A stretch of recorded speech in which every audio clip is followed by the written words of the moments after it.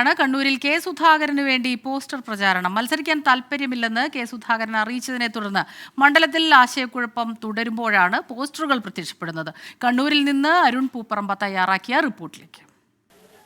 കണ്ണൂരിൽ LDF NDA സ്ഥാനാർത്ഥി പ്രഖ്യാപനവും കഴിഞ്ഞവർ അവരുടെ തെരഞ്ഞെടുപ്പ് പ്രചാരണം ഒന്നാം ഘട്ടത്തിലേക്ക് കടന്നിരിക്കുകയാണ്. അത് പുരോഗമിക്കുകയാണ്.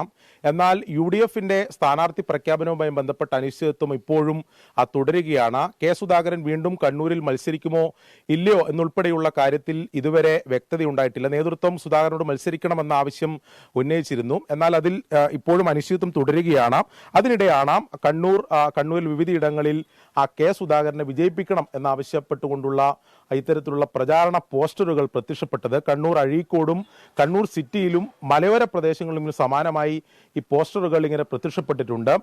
ഞാൻ നേരത്തെ സൂചിപ്പിച്ച പോലെ സ്ഥാനാർത്ഥി പ്രഖ്യാപനവുമായി ബന്ധപ്പെട്ട അനിശ്ചിതത്വം തുടരുമ്പോഴും പ്രവർത്തകരെ സംബന്ധിച്ച് ഇനി കാത്തിരിക്കാൻ സാധിക്കില്ല എന്നൊരു സൂചന ആണ് ഇത്തരം പോസ്റ്ററുകൾ പതിക്കുന്നതിലൂടെ നമുക്ക് മനസ്സിലാക്കാൻ സാധിക്കുന്നത്. അതായത് മറ്റ് രണ്ട് മുന്നണികളും അവരുടെ പ്രചാരണത്തിൽ ഏറെ മുന്നിട്ട് നിൽക്കുന്ന ഒരു സാഹചര്യമുണ്ട്.